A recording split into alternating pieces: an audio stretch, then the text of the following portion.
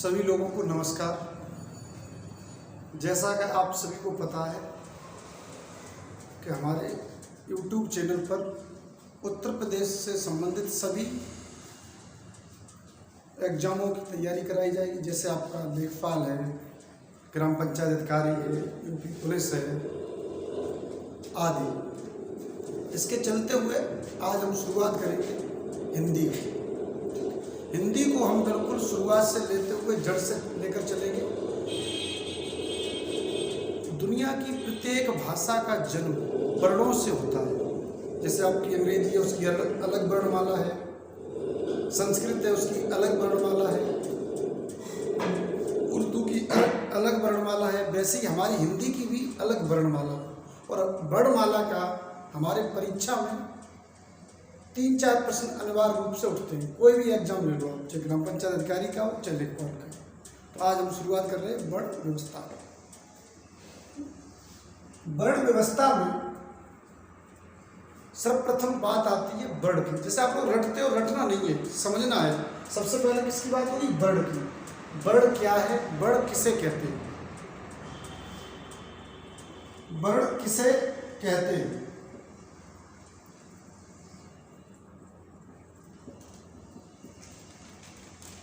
मुख से निकली प्रत्येक ध्वनि ही वर्ण है। इसीलिए अभिव्यक्ति की सबसे छोटी इकाई वर्ण होता है।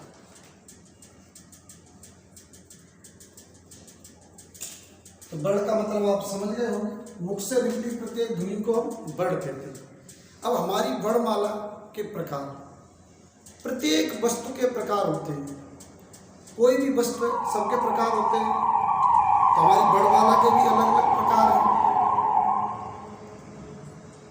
अब हमारी वर्णमाला में 2 प्रकार के वर्ण हैं। एक तो है स्वर वर्ण, दूसरे है व्यंजन वर्ण।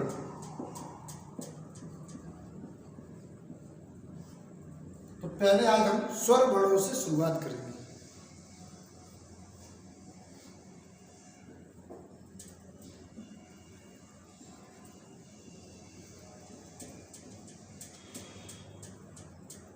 स्वर वर्ण किसे कहते हैं? स्वर वर्ण वो स्वर वर्ण होते हैं जो स्वतंत्र अस्तित्व से उत्पन्न हुए। जिन वर्णों का उत्पन्न ही स्वतंत्रता से हुए हों, उन वर्णों को ही हम स्वर कहते हैं। इनके उच्चारण में सबसे कम ध्वनि लगती है। इनकी कुल संख्या 11 है। और इनके प्रकार जो होते हैं स्वरों के, स्वर के जो प्रकार हैं,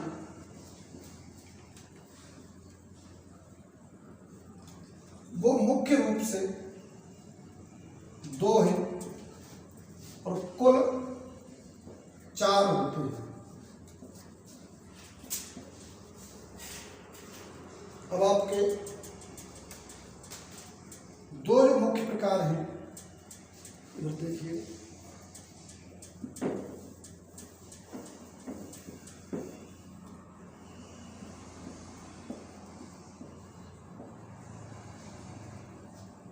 पहला है आपका ह्रस्व स्वर, दूसरा है दीर्घ स्वर। ह्रस्व स्वर के तहत आते हैं आपका छोटा,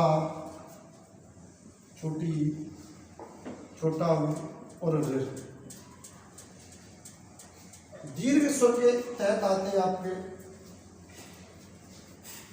बड़ा आ, बड़ी ई और बड़ा ऊ। ये तो स्वरों के मुख्य 2 भेद हो गए। कुल भेद है वो है 4। इसके अलावा 2 भेद और हैं। तीसरा भेद हो जाता है संयुक्त स्वर।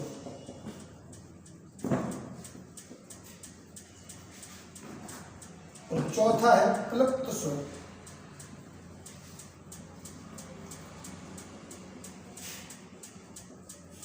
स्वर और संयुक्त स्वर में इनकी जो संख्या है संयुक्त स्वरों की जो है 4। आपका छोटी है, बड़ी है, छोटा और बड़ा और। प्लुप्त स्वर के तहत आपका आता है ओ। इस स्वर का उच्चारण आजकल संस्कृत में यूज होता है। इस तरीके से आपके कुल जो स्वर हो जाते हैं वो हो जाते हैं 11।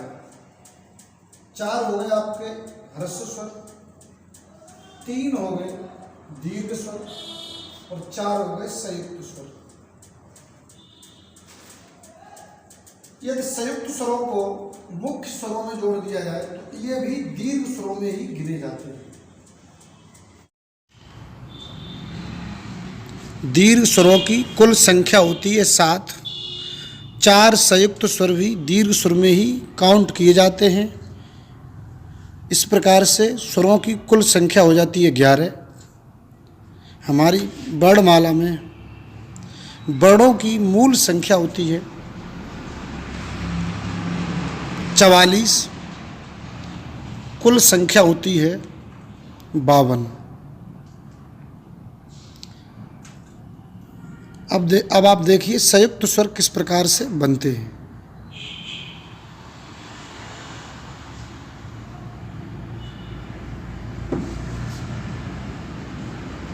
संयुक्त स्वर हैं आपके 4।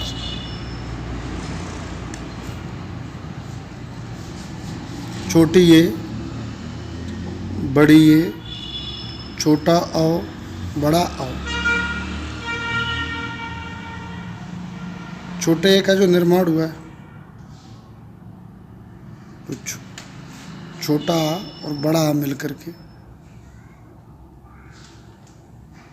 ई और ई के साथ जुड़कर छोटी ये बनाते हैं।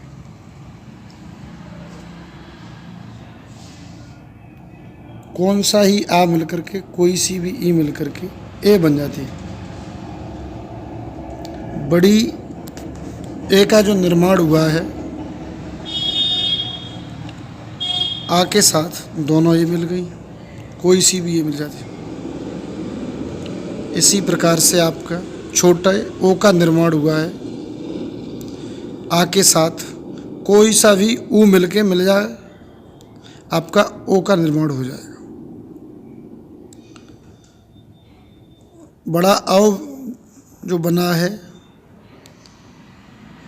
छोटा ओ और बड़ा ओ मिलकर के बड़ा ओ बनता है।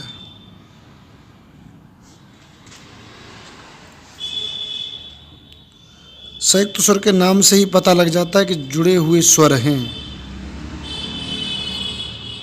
संयुक्त स्वर पूछे जाएंगे तो आप बताओगे 4 और कुल स्वर पूछे जाएंगे तो बताओगे 11।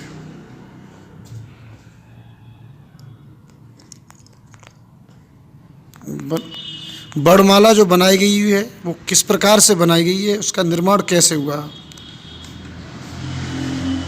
थोड़ा सा आप बोर्ड की तरफ ध्यान दीजिएगा, आपको पूरा ही समझ में आ जाएगा कि कैसे वर्णमाला का निर्माण हुआ।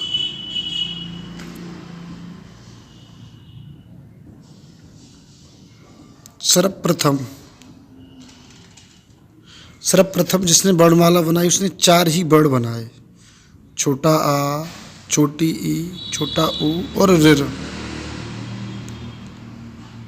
इन स्वरों को ह्रस्व स्वर को ही बोलते मूल स्वर। इसने क्या किया फिर इसके बाद इन्हीं स्वरों में मात्रा लगाकर दूसरे स्वर बना दिए।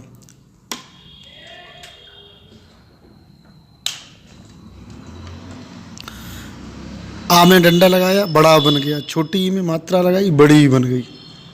छोटे ऊ में मात्रा लगाई, बड़ा ऊ बन गया। इस प्रकार से ये दीर्घ स्वर बन गए। फिर इनको जोड़ करके बना दिया गया संयुक्त स्वर। मूल स्वर कितने हैं कभी कभी एग्जाम में पूछता है, तो आपका जो पहली बार बने वो सभी ही मूल 4 वर्ण बनाए। डंडा लगा दिया, बड़ा कर दिया, मात्रा लगा दी, बड़ा कर दिया, मूल स्वर।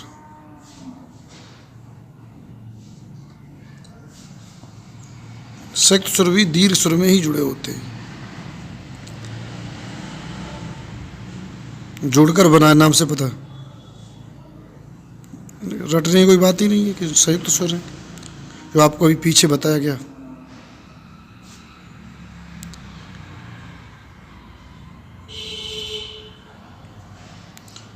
कई विद्वान लोगों ने सुरों की संख्या 12, कुछ ने 14 बता दी है लिरों को जोड़कर, जबकि आपको किसी भी परीक्षा में पूछा जाता है स्वर कितने, तो केवल 11 ही उत्तर देना है। व्याकरण की दृष्टि से स्वरों की संख्या केवल 11 है। इसके बाद आते हैं आपके अयोग्य बाह।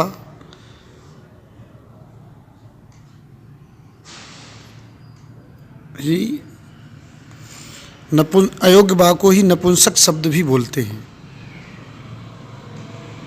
बड़,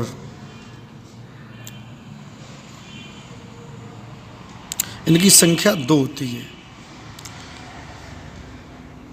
एक अंगय है, दूसरा है विसर्ग।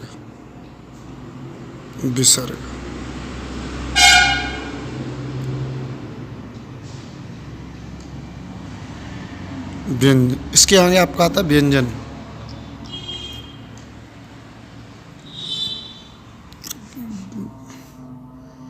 ग्राम पंचायत अधिकारी में ये क्वेश्चन पूछा गया, अयोग्य वाह कौन सा शब्द है।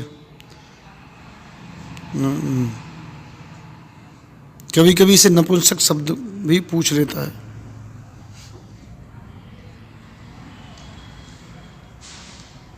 अब इसके बाद आते हैं व्यंजन।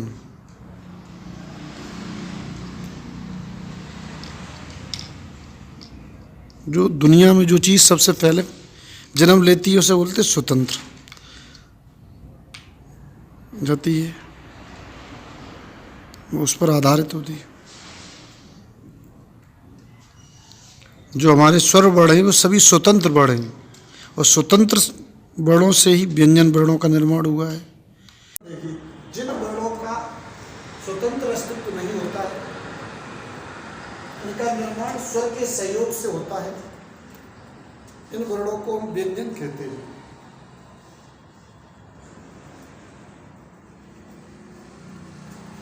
स्वर वर्णों के सहयोग से होता है।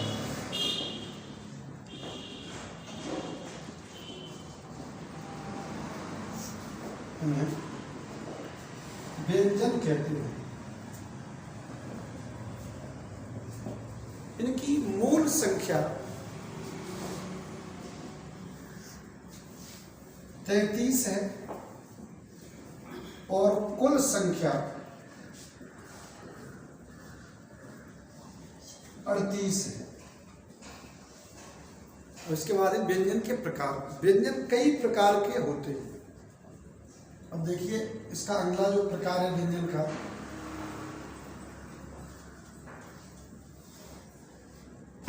स्पर्श व्यंजन।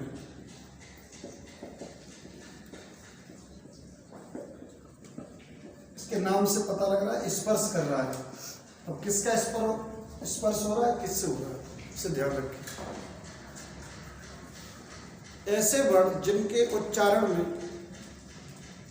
जीव का संपर्क स्पर्श कंठ से, तालु से, मूर्धा से, दंत से, ओठ से होता है, उन्हें हम स्पर्श व्यंजन कहते हैं। जिन वर्णों का उच्चारण दंत से, मूर्धा से, तालु से, कंठ से एवं ओष्ठ से होता है, आदि से होता है, इन्हें स्पर्श व्यंजन कहते हैं।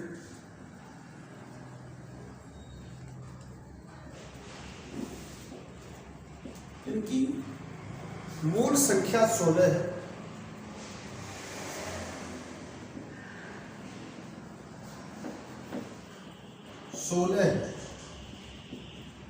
कुल संख्या 25 है।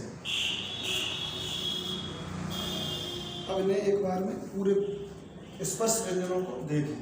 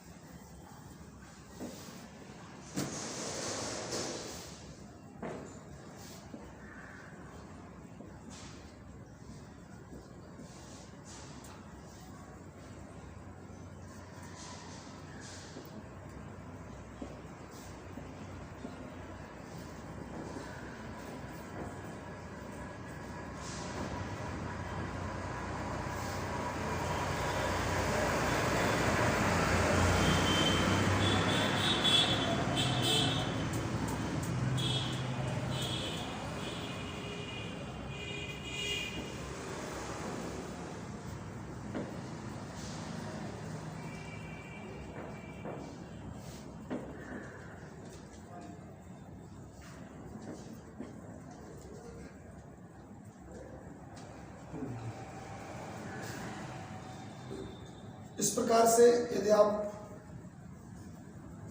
इन वर्णों को वर्णमाला के क्रम में लिख लेंगे तो इस प्रकार से ऐसे काट दिया जाए तो ये हो जाएंगे आपके 16, ये तो हो गए मूल, बाकी के टोटल हो जाते हैं 25, जो आपके हो गए कुल।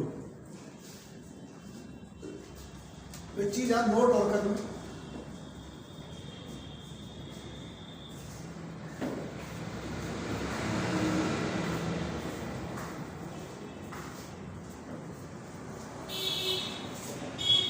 इन स्पर्श व्यंजनों को एक शब्द में, व्यंजनों को एक शब्द में उदित कहा जाता है।